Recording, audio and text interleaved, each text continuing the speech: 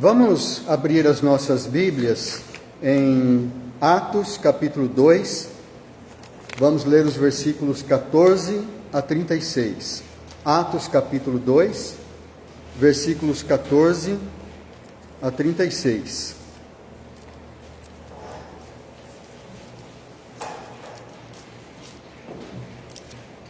Atos 2, 14 a 36. Nós estamos numa época de festas, agora é época de se confraternizar, de darmos louvores a Deus pelo final do ano, porque Deus nos ajudou até aqui, e também lembrar do nascimento de nosso Senhor Jesus Cristo, que é o Natal. Todos sabem que não é nesse dia que ele nasceu, né? Provavelmente ele nasceu em abril, por aí, né? Mas, já que tem essa data aí para a gente comemorar, vamos comemorar no dia 25 de dezembro, o nascimento do nosso Senhor. E nessa época acontecem muitas coisas e vem muitas lembranças na nossa mente, e também é uma época em que, especialmente no ano novo, né, a gente vai começar um novo ano, e sempre quando começa um novo ano, nós fazemos planos, nós temos a esperança. Inclusive na nossa confraternização no sábado, nós pretendemos fazer lá um bilhetinho, escrever um bilhete para nós mesmos, e colocarmos lá como uma cápsula do tempo, numa urna ou num envelope, para que a gente possa abrir no ano que vem, para ver se, né, colocando lá os votos, né, o que a gente pretende fazer durante 2025. Então, temos muitas esperanças, né? Quem sabe você queira comprar uma BMW, né? E você coloca lá, quero comprar uma BMW, né? De brinquedo, né? De Hot Wheels. Mas coisas, principalmente coisas espirituais, né? Eu quero ler a Bíblia em um ano, né? Esse é um voto que sempre não pode faltar, né? Quero ler a Bíblia no ano que vem. Coloca lá, mesmo que você já tentou outras vezes e não conseguiu, coloca de novo, tenta de novo, né? Até que você consiga ler a Bíblia em um ano. Mas se você sabe que vai ser muito difícil, coloca lá, eu quero ler a Bíblia 10 minutos por dia. Às vezes você consegue ler durante um ano, depende da velocidade da sua leitura. Às vezes não, mas se você consegue cumprir 10 minutos, se 10 minutos é muito, coloca assim, né? É melhor você colocar um plano que você consiga cumprir. Mas por que a gente faz planos? É por causa da nossa esperança, de nós podermos cumprir. E esse parágrafo aqui de Atos, que nós vamos ler, ele fala das promessas que Deus fez no passado, e agora, nesse momento em que ocorre o que está narrado nesse parágrafo, que foi lá no dia de Pentecostes, essas promessas, algumas promessas que Deus fez, promessas importantes, estavam sendo cumpridas. Eu até deixei aqui um hino que a gente cantou hoje, do Natal, né, que a gente sempre canta perto do Natal, e uma das estrofes diz assim: nações, ó povos, exultai. Vocês estão lendo, eu não estou, porque estou de costas, mas vocês me corrijam aí, né? Ó povos, exultai, nações, ó jubilai, eis finda toda a dor, jamais se dá um ai. Então é muito bonito esse poema, né, que compôs isso, mas é bíblico, né? Na verdade, isso está escrito em Lucas, capítulo 2, é uma exultação ali, talvez de Simeão, de Ana, né, que falaram coisas parecidas assim, mas exultai povos, jubilai nações, eis finda toda a dor, jamais se dá um ai, porque nasceu o Redentor. Então, naquele momento estava nascendo Jesus, né, o menino, e aquele menino, né, nos braços do Simeão ou da profetisa Ana, era a promessa de Deus sendo cumprida ali, e então foram ditas palavras semelhantes a essas. Mas Isso já faz quase 2000 anos, né? Cadê essas promessas, né? As dores ainda não se findaram, né? As nações, né? Poucas nações, pode-se dizer, tem alguma relação, né, com Cristo, adoração a Cristo. Nosso país é considerado um país cristão. Inclusive, acho que é o maior país cristão do mundo, né? É o Brasil, né? O que tem mais cristãos. Confesso, né? Hã? Confesso. Confesso, cristãos confessos, né? Na China, É. na China tem mais cristão que o Brasil. Na China tem mais cristãos que o Brasil, é verdade. Ela é escondida. Mas também a gente não pode competir com a China, né? Tem 1,5 bilhão de habitantes, né? O Brasil 250 mil, mas oficialmente, né, cristãos confessos, nós somos os maiores. Mas nações ao jubilai, mas isso vai acontecer um dia. Então, promessas de Deus. Aqui nesse parágrafo vamos falar de promessas também. Algumas se cumpriram, outras a gente vai ver que se cumpriram, mas ainda falta alguma coisinha para ser completo, né? Eu vou fechar aqui. Vamos ler então Atos capítulo 2, 14 a 36. Os irmãos acabaram de ficar de pé, mas eu vou pedir que fiquem novamente para a gente ler a palavra de Deus, se você puder. Se você estiver muito cansado, com alguma dor, pode ficar sentado, não tem problema, tá? Atos capítulo 2, versículos 14 a 36.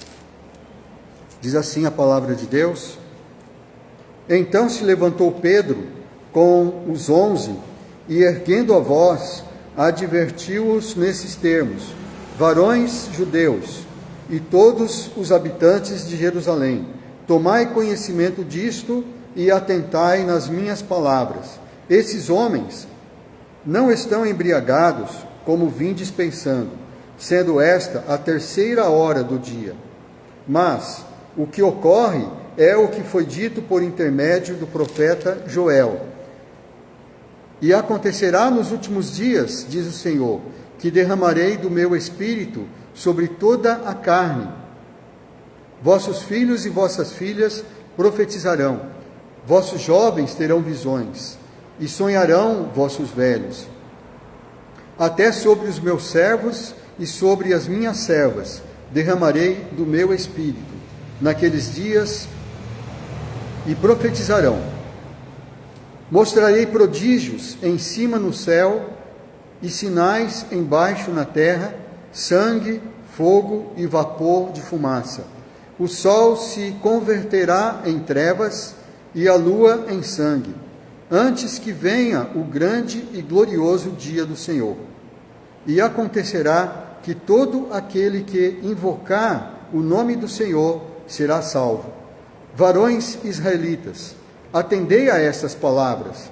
Jesus, o Nazareno, varão aprovado por Deus diante de vós, com milagres, prodígios e sinais, os quais o próprio Deus realizou por intermédio dele entre vós, como vós mesmos sabeis. Sendo este entregue pelo determinado desígnio e presciência de Deus, vós o matastes, crucificando-o por mãos de iníquos, ao qual, porém, Deus ressuscitou, rompendo os grilhões da morte, porquanto não era possível fosse ele retido por ela. Porque, a respeito dele, diz Davi, diante de mim via sempre o Senhor, porque está à minha direita, para que eu não seja abalado. Por isso se alegrou o meu coração, e a minha língua exultou. Além disso, também a minha própria carne repousará em esperança, porque não deixarás a minha alma na morte, nem permitirá que o teu santo veja corrupção. Fizeste-me conhecer os caminhos da vida, encher-me-ás de alegria na tua presença. Irmãos, seja-me permitido dizer-vos claramente a respeito do patriarca Davi, que ele morreu e foi sepultado, e o seu túmulo permanece entre nós até hoje. Sendo, pois, profeta, e sabendo que Deus lhe havia jurado que um dos seus descendentes se assentaria no seu trono, prevendo isto, referiu-se à ressurreição de Cristo, a quem foi deixado na morte, a que nem foi deixado na morte, nem o seu corpo experimentou corrupção. A esse Jesus, Deus ressuscitou, do que todos nós somos testemunhas. Exaltado, pois, à destra de Deus, tendo recebido do Pai a promessa do Espírito Santo, derramou isto que vedes e ouvis. Porque Davi não subiu aos céus, mas ele mesmo declara: disse o Senhor a meu Senhor: assenta-te à minha direita, até que eu ponha os teus inimigos por estrado dos teus pés. Esteja absolutamente certa, pois, toda a casa de Israel, de que a esse Jesus, que vós crucificastes, Deus o fez Senhor e Cristo. Vamos orar? Obrigado, Senhor Jesus, porque Tu és o Senhor, Tu és o Cristo, ungido, aquele que o Pai enviou para nos salvar, para reinar sobre nós. Que Tu reines, Senhor, em nosso coração, que Tu reines, Senhor, em toda a igreja, que Tu reines, Senhor, neste país, em todos os países, e todos os povos se dobrem ao Senhor. Um dia isso acontecerá conforme a Tua palavra, mas que seja, Senhor, por livre e espontânea vontade, que todos, Senhor, se curvem a Ti enquanto há tempo, para que possam alcançar a salvação. Porque um dia, Senhor, todos se curvarão perante o Senhor, mas aqueles que não Te buscaram, aqueles que não creram em Ti, serão lançados no lago de fogo, conforme a Tua palavra, isso no juízo final. Então, Senhor, que nesse momento em que nós paramos para ler a Tua palavra e meditar, pedimos que o Senhor nos abençoe, que o Senhor fale em nossos corações, que nós possamos tomar decisões importantes em nossas vidas, de agradar o Senhor, de buscar o Senhor, de crer nas Tuas promessas. Isto eu peço, Senhor, para nós que estamos aqui presentes, pelos demais irmãos que também não estão aqui hoje, mas que de alguma forma, Senhor, possam também ouvir esta Tua palavra e crer. Nós Te agradecemos em nome do Senhor Jesus. Amém. Obrigado, podeis assentar. As promessas de Deus. Aqui, Pedro, ele faz um anúncio. É como aqueles anúncios que aparecem na televisão, né? Começa a tocar aquela musiquinha e aparece lá uma notícia importante, né? Que todo mundo precisa saber. Pedro faz um anúncio dessa forma, né? Porque eles estavam numa festa, a festa de Pentecostes. Tinha acabado de acontecer aquele milagre do derramamento do Espírito Santo, que eles estavam reunidos ali, 120 pessoas reunidas num lugar amplo, né? Tinha que ser grande para caber 120 pessoas confortavelmente. E aí então veio o Espírito Santo, eles começaram a falar em outras línguas, né? Línguas que as pessoas ali na festa conheciam. Eles estavam para uma festa, como a festa de Natal, né? Mas eles estavam em Jerusalém para a grande festa de Pentecoste. E aí Pedro então se levantou e deu um anúncio, né? Ele advertiu a todos ali o que estava acontecendo, porque todos ficaram admirados daquelas pessoas começarem a falar em outras línguas. E então ele se levantou e ele fez esse anúncio: olha, esses que estão falando em outras línguas, eles não estão bêbados, como vocês podem imaginar, porque ele falou que era qual hora? 9ª hora? Terceira, né? Terceira hora do dia. Terceira hora do dia era uma maneira deles contarem que começava a partir do nascimento do sol, que era por volta das 6 da manhã. Então, por volta das 6 da manhã era a primeira hora, depois a segunda hora era 7, terceira hora 8 para 9, né? Então seria perto das 9 horas, né, da manhã. E aí Pedro falou: 9 horas da manhã, eles não estão bêbados não, agora não é hora de beber, né? Eles não estão bêbados, isso aqui é o Espírito Santo. Então ele anuncia que o que aconteceu ali foi o cumprimento de uma profecia, a profecia do profeta Joel. E ele cita essa profecia, né? Que nos últimos dias E aí então ele, falando isso, ele já considera que ali já estavam vivendo os últimos dias. Imagina a gente então, hein?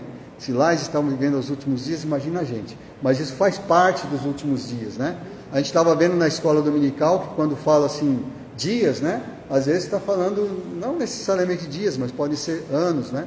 Para Deus, um dia é como 1000 anos, e 1000 anos é como um dia. Então, derramaria o Espírito Santo. Por quê? O Espírito Santo, ele já atuava nas pessoas, né? Mas geralmente eram poucas pessoas, né? Tipo o Sansão, que era um juiz, né? O Davi, que era um rei, o rei Saul, né? Então pessoas assim, o Espírito Santo atuava nessas pessoas. Mas agora a promessa, então essa é a primeira promessa de que se fala aqui nesse parágrafo, né? Que fala do cumprimento de algumas promessas. Essa primeira promessa é o derramamento do Espírito, o derramamento do Espírito Santo. Pedro está anunciando essa promessa que estava sendo cumprida. Então, o que tem de diferente? É que o Espírito Santo ele ia agir indistintamente, né?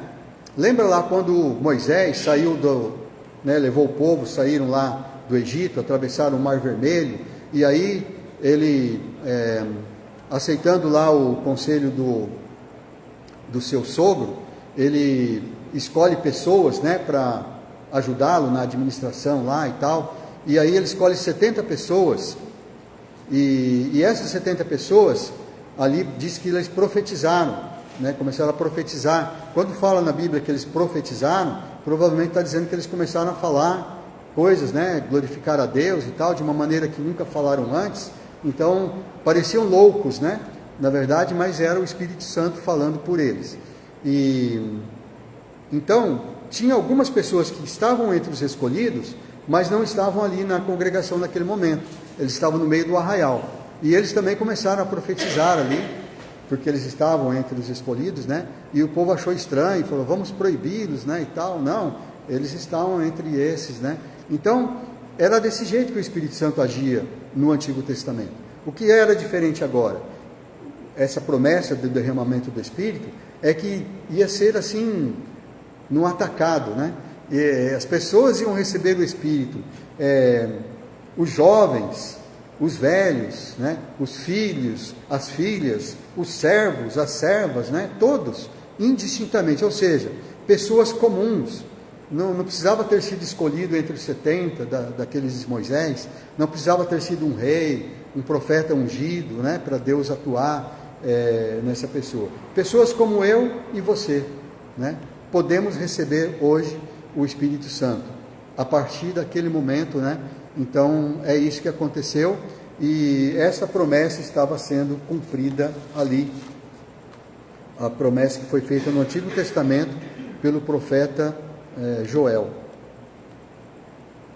O mundo, né? Até o próprio Pedro ali fala nessa pregação que ele faz ali, quando ele anuncia essas promessas, ele fala que o mundo ele está indo, né, de mal a pior.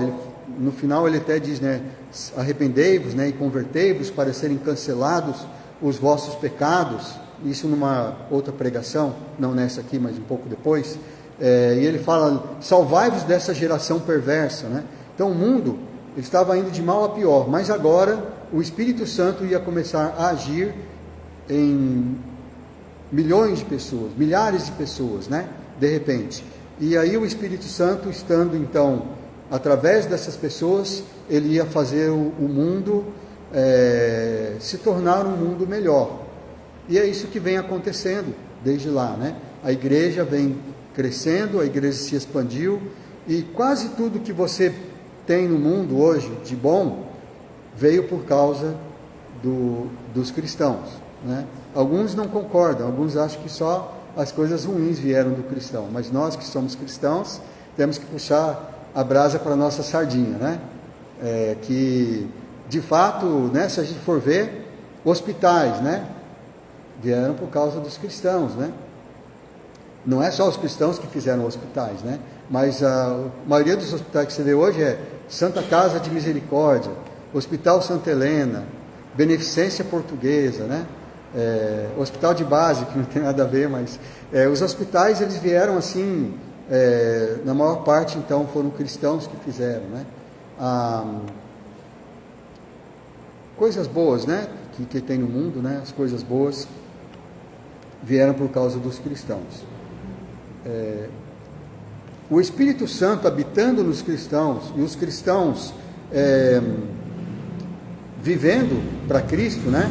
Acontece o que diz lá em Gálatas 5:22, que o fruto do Espírito é amor, alegria, paz, longanimidade, benignidade, bondade, fidelidade, mansidão e domínio próprio.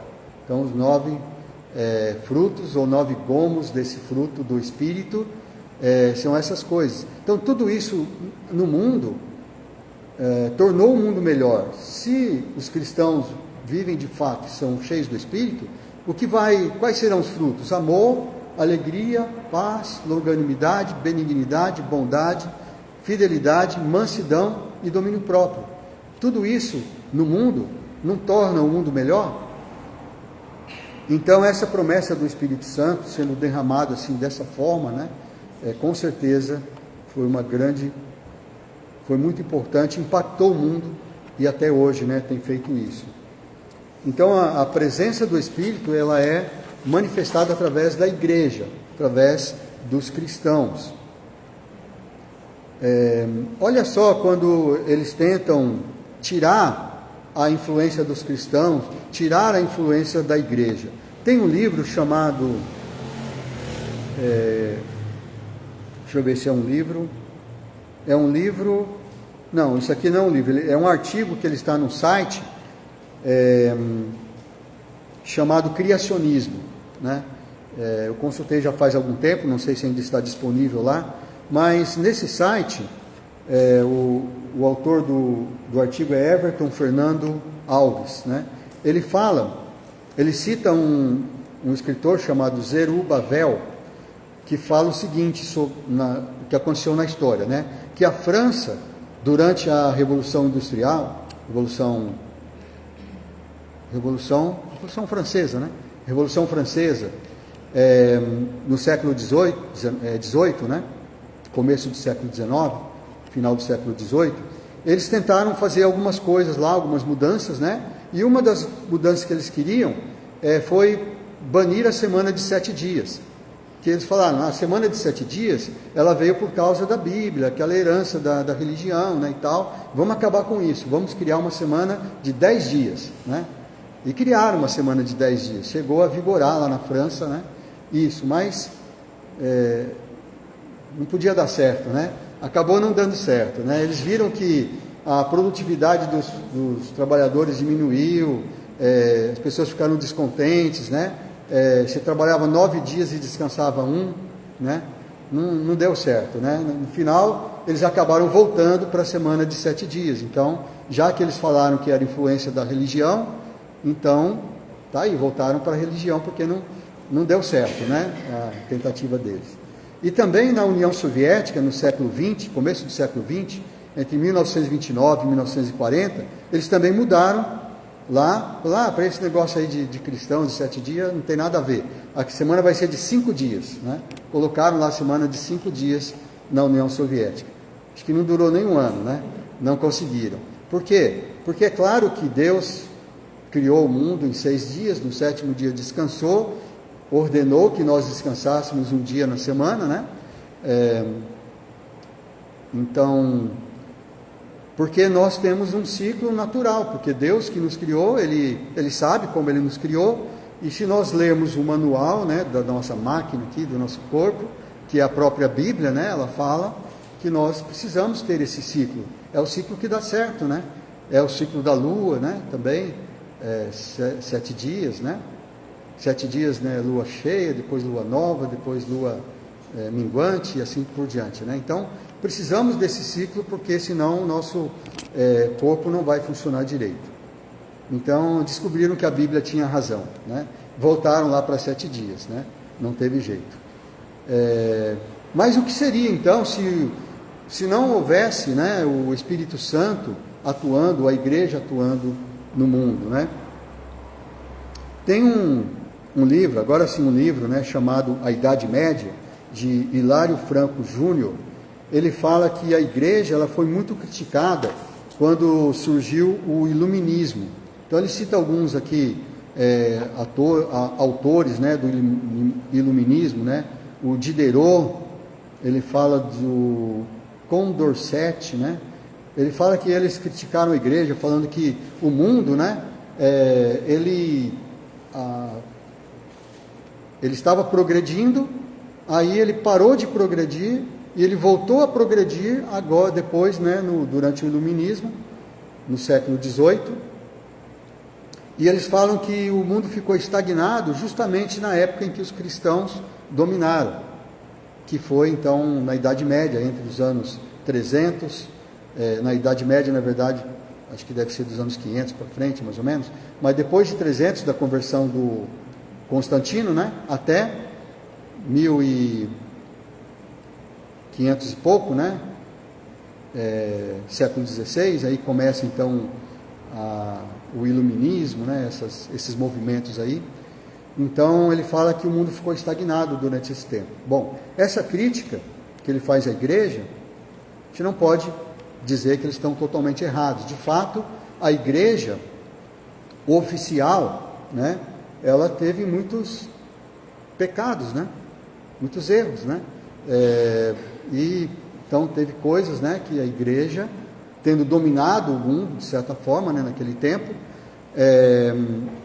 sim, tem muitos crimes, né, inclusive foi por isso que Lutero, né, não só Lutero, mas antes de Lutero outros tentaram reformar a igreja, mas Lutero é o que teve mais sucesso, em 1517, né, que foi a reforma. Mas a igreja de Cristo, né, os cristãos verdadeiros, eles estavam vivendo nesse tempo também, mesmo fazendo parte da igreja oficial, né?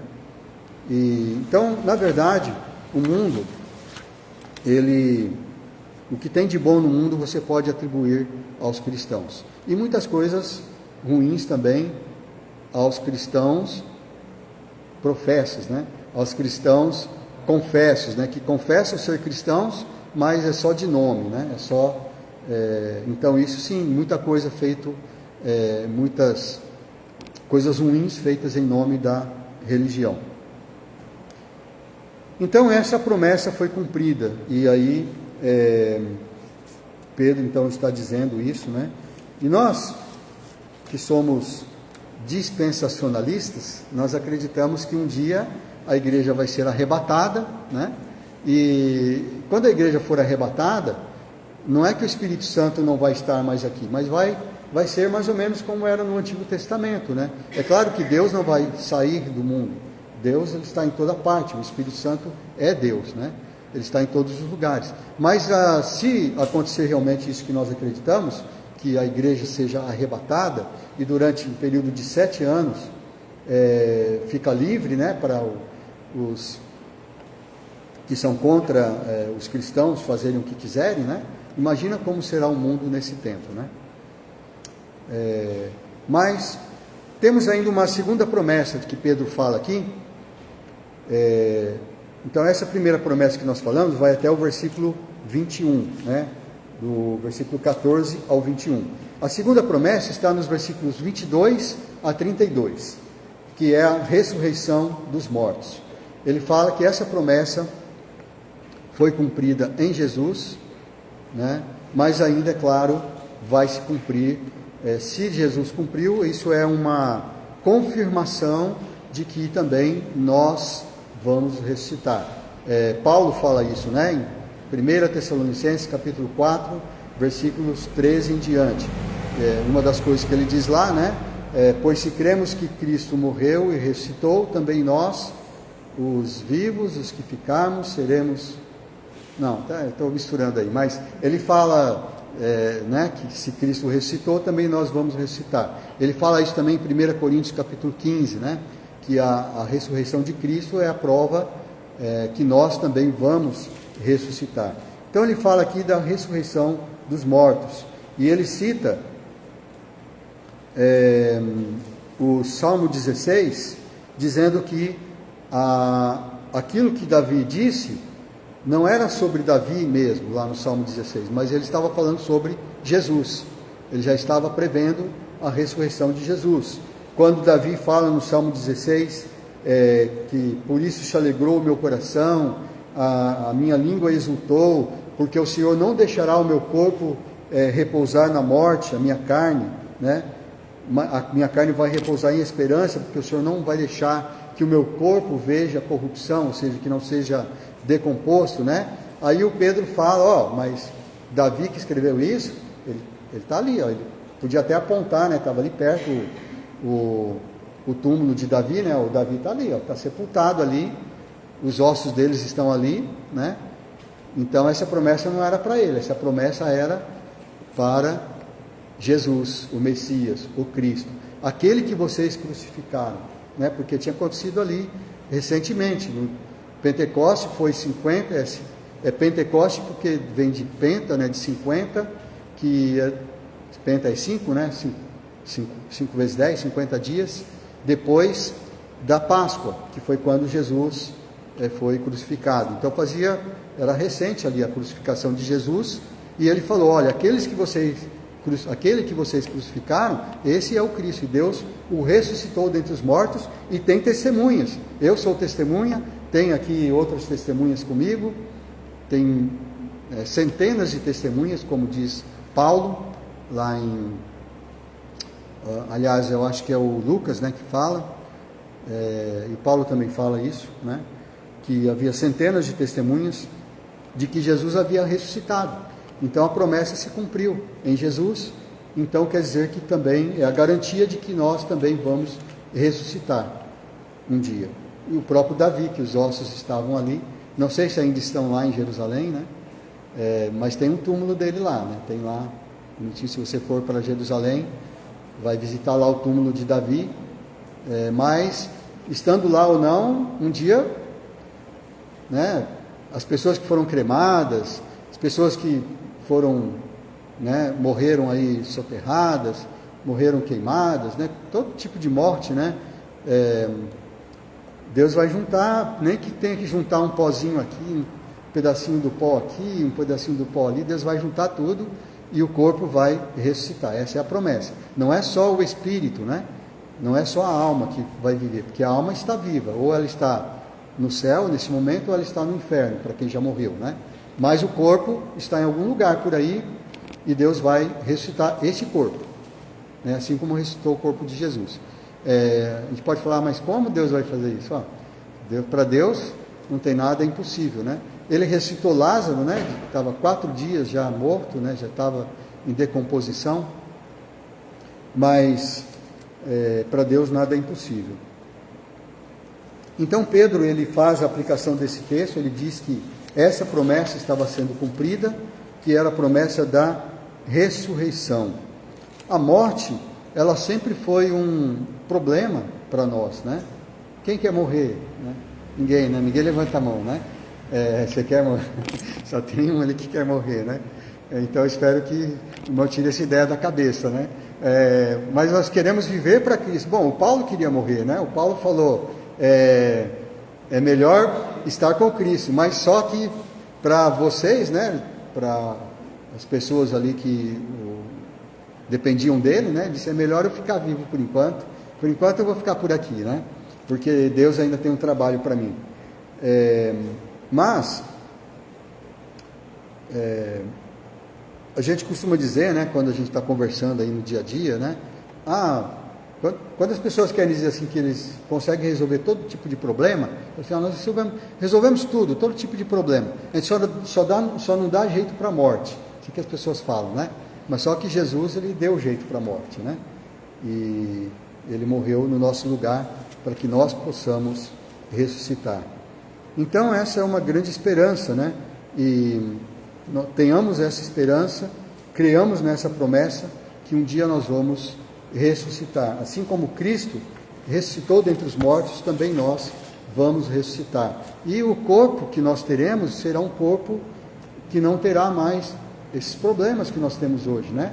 Dores na coluna, dores nas articulações, Parece que eu estou fazendo propaganda de remédio aqui, né? Dores de cabeça, né? Tudo isso não vai ter mais, né? Porque nós teremos um corpo glorificado, assim como Jesus, né? Jesus, ele aparecia num lugar, desaparecia, aparecia no outro, a porta estava trancada, ele entrava do mesmo jeito, né? Saía do mesmo jeito, e é assim que teremos também o nosso corpo. Promessa da ressurreição. E a terceira promessa que nós encontramos nesse parágrafo aqui, ela está nos versículos 33 a 36. E essa promessa que Pedro fala, que estava sendo cumprida, é o estabelecimento do reino. O estabelecimento do reino. Cristo estava reinando já. Cristo reina. Nós cantamos aqui hoje, né? O que nós cantamos? Coroai, né? Coroai. Para coroar Jesus, né? A gente, quando canta alguma música assim que fala, né? Vamos coroar. Tem outra que a gente canta que fala, coroamos, né? A ti, ó Rei dos Reis, né? Alguns dizem assim, você não devia falar isso, devia falar, Jesus está coroado já, né? Porque ele já reina, né? Já reina, na verdade, no coração de cada crente, no coração de cada um que crê em Jesus, que entregou a sua vida a Jesus. Cristo reina. Então ele está reinando na igreja. Ele está assentado à destra de Deus. Diz lá, nesse trecho, né, de 33 a 36, Pedro cita um trecho que Davi fala, né, que ele está assentado à direita de Deus. Novamente ele fala que é o Davi que está dizendo isso, né? Mas ele fala assim, mas o Davi, ele não está lá no alto, assentado à direita de Deus, né? Então, Davi está ali, ele está enterrado ali. Então ele está falando de quem? Ele está falando de Jesus, está falando do Messias, está falando do Cristo, que é aquele que vocês crucificaram, né? Vocês têm que se arrepender. Ele está, assim, agora assentado à direita de Deus, ele está reinando. Mesmo que tudo pareça contrário nesse mundo, né? Mesmo que tudo indique que Jesus não está reinando, né? A gente vê tantas coisas acontecendo, né? Tantas maldades, e os governos aí tão cruéis, né? Para com o povo, tantas injustiças acontecendo, tantos crimes, né? E como que a gente pode dizer que Cristo está reinando? Sim, ele está reinando. Ele está reinando na igreja, ele está reinando no povo de Deus. Mas só que existe um termo que os teólogos falam, uma expressão que diz assim, que existe uma tensão entre o já e o ainda não, né? Então, esse é um termo teológico, né? É o já e o ainda não. Já, porque Cristo já reina. E ainda não, porque ainda falta alguma coisa. Ainda não está completo. É um processo que está acontecendo, né? Por quê? Porque ainda falta algumas coisas, né? Romanos 14:11 diz, né? Diante de mim todo joelho se dobrará e toda língua dará louvores a Deus. Isso ainda não aconteceu, isso ainda vai acontecer, né? Todo joelho agora se dobra diante de Jesus? Não, né? Tem pessoas que não se dobram, que não respeitam Jesus, né? Mas um dia eles vão ter que se dobrar, né? Seja para o bem, seja para o mal. Então, falando dessa tensão entre o sim, entre o já e o ainda não, o John Stott, né, ele fala no seu livro, ou um artigo, né, que fala o já e o ainda não, né, ele fala sobre isso, né, quando Jesus, ele cita aquele trecho, né, quando Jesus fala, aliás, é o João Batista, né, que fala, não, Jesus mesmo é que fala, que quando a lei, ela vigorou até João Batista, né, e desde aquele tempo, a lei e os profetas vigoraram até João Batista, e a partir daquele tempo, O reino de Deus, ele tem sido tomado por esforço, ou seja, por violência, na força, né? O reino de Deus tem sido tomado na força. Quem que estava tomando o reino à força? Quando Jesus falou isso? Era o próprio Jesus. Né? Ele não tomou o reino à força, mas não foi uma força de violência, de espada, foi pelo Espírito, né? Quando ele chegou lá, antes dele ser crucificado, quando ele entrou em Jerusalém, ele foi aclamado rei, não é verdade? Ele não desceu lá montado no jumentinho, e as pessoas não foram colocando lá as suas próprias vestes. Quem não podia colocar as próprias vestes, cortaram ramos de palmeiras, né? Colocaram, por isso que nós comemoramos esse dia como Domingo de Ramos, né? Eles estavam fazendo isso por quê? E aclamando ele como rei. É assim que se fazia, né? Com o rei entrando triunfalmente, ele foi aclamado rei, mas só que ainda não, né? Ele então venceu. Quando ele estava ali no Domingo de Ramos, quando ele desceu, era o auge, né? Se ele quisesse, a partir dali ele ia reinar na terra, mas não era esse o plano. Ele ainda tinha alguma coisa para fazer. Ele ainda precisava morrer na cruz para pagar os nossos pecados. E ele precisava ressuscitar dentre os mortos, assentar à destra de Deus. E aí a igreja precisava, como nós vimos lá, que hoje em Apocalipse, quando estudamos hoje de manhã, falando que ele disse para a igreja de Esmirna, né, que eles tinham que sofrer ainda algumas coisas, né, porque ainda isso era para o crescimento. Então, todo esse processo que estamos passando é porque ainda falta alguma coisa para ser cumprida. E nós sabemos que será a vinda de nosso Senhor para reinar. Nós, dispensacionalistas, acreditamos que ele vai reinar 1000 anos, literais, né, na terra. Outros, né, que não creem no milênio, acreditam que ele já está reinando, mas ainda a igreja vai crescer tanto que vai, né, dominar o mundo.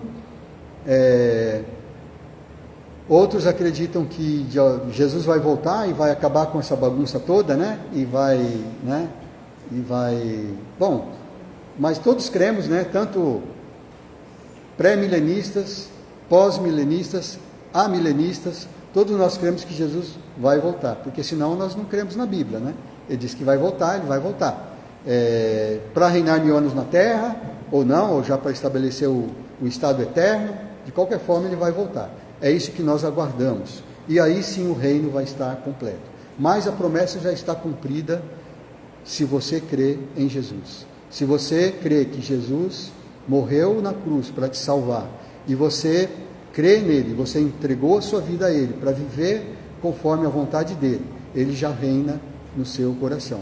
Ele pode não reinar no coração do seu colega de trabalho, pode não reinar às vezes no coração da sua esposa, do seu irmão, da sua mãe, do seu pai, mas ele reina no seu coração.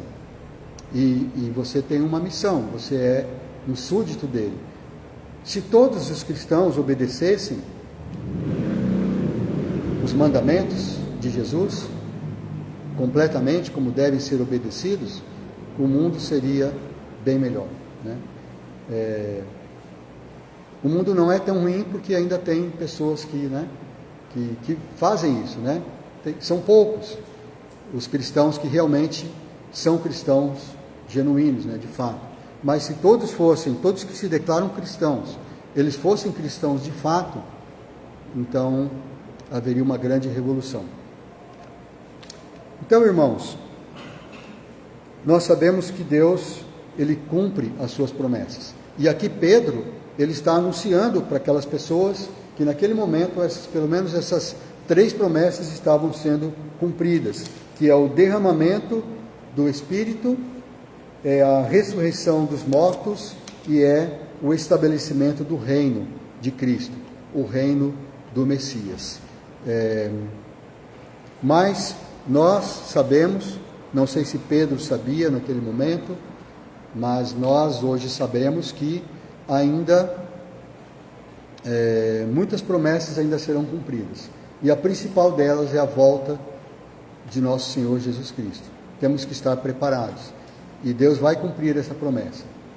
Ele vai enxugar dos nossos olhos toda lágrima. As nações vão exultar, os povos vão jubilar. Jamais vai se dar um ai, né? Porque nasceu o Redentor e ele vai reinar plenamente. Ainda não, mas vai chegar o dia que ele prometeu, ele vai cumprir. Amém?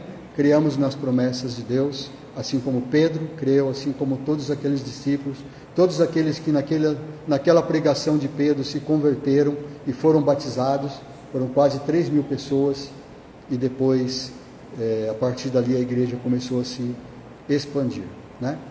Deus nos abençoe. Vamos terminar com uma palavra de oração.